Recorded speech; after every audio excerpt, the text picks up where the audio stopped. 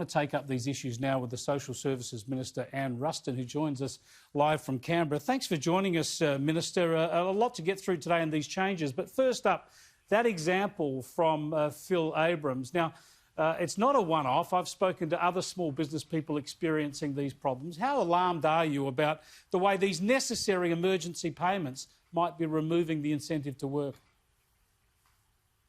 Well, clearly, Chris, that's part of the reason why we're moving to a step down in September, is so that we can start realigning or recalibrating the balance between providing people with an enhanced level of support, recognising we have a shallow jobs market, but at the same time trying to build some incentive back into the market so that people will start applying for jobs, and people like your previous guest won't be in the same situation where he's not getting the people applying for the jobs that he's advertising.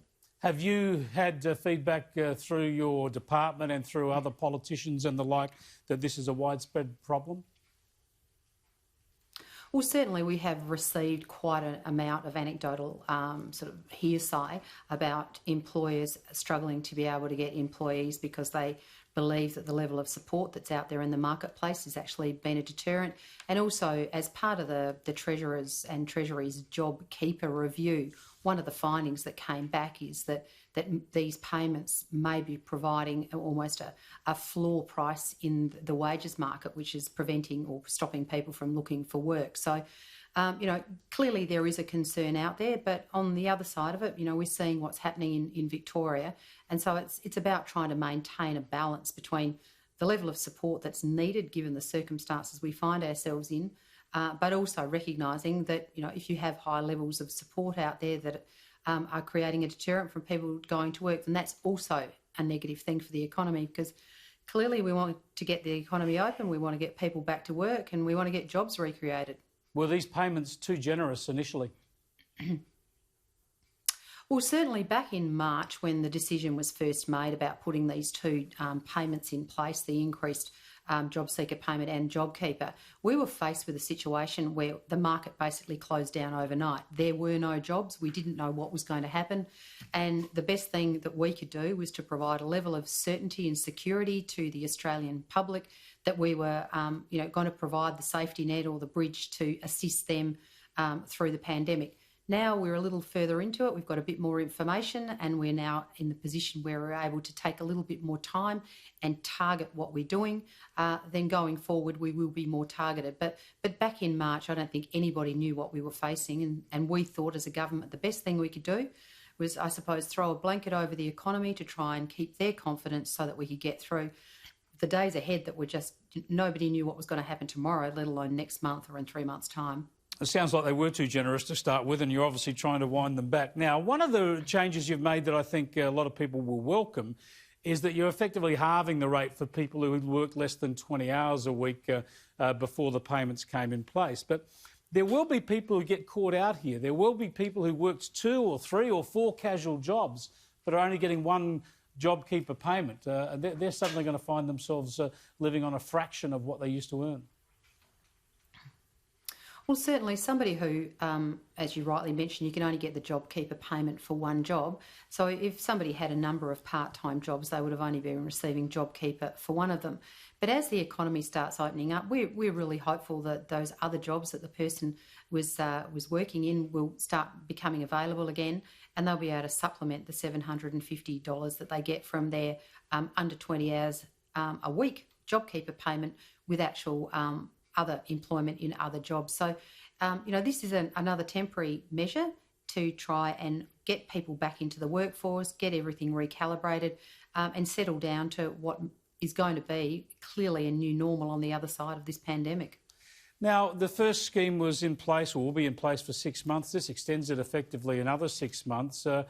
Where will we be at the end of that scheme? I mean, how long are we expected to be in this situation? It can't be open-ended, surely, and there's every likelihood we're going to be suffering severe economic consequences from this pandemic in another year, maybe 18 months. What planning is there into what of these payments might need to be permanent? Well, certainly you make a very good point in the terms of, this is something that is so uncertain. I mean, sitting here today, we're in a much better position to understand, what's going to happen over the next few months than we were back in March. But clearly we don't know what's going to happen at the end of the year and what's going to happen into next year. So what we've tried to do today is to provide some certainty to business so that they can plan for their future by giving them an indication of what the wage subsidy is going to be going forward. But, we will need to continue to monitor what's going on, and decisions will need to be made later in the year and early next year about what this looks like going on. But clearly we have to have a social services system that's sustainable into the future.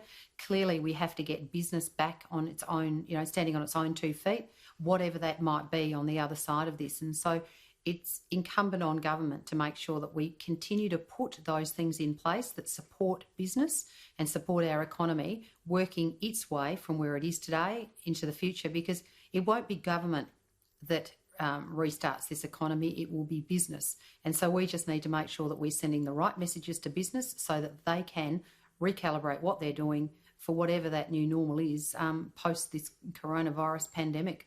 Minister, just on the more general public health response to the pandemic, Victoria obviously is seeing the bulk of the infections at the moment. They've got Melbourne in lockdown. Bringing in mandatory face masks, is that a step too far? I mean, I think the face masks obviously are a good idea, but shouldn't it be a recommendation? Shouldn't we be relying on people to do the right thing and exercise some personal responsibility rather than clamping down and imposing new rules?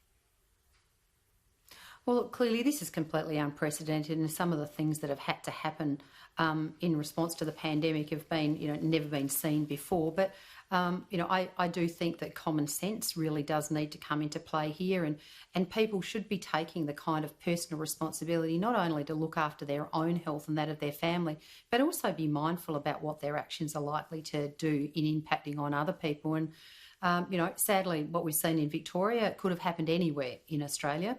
And we need to make sure that we all are in absolute lockstep to make sure that we can deal with this outbreak in Victoria, because it is a lesson in learning how Australia's going to have to live with this particular pandemic going into the future. But I think, Chris, common sense is something that we really do need to make sure that we apply to all of our decisions, no matter who we are.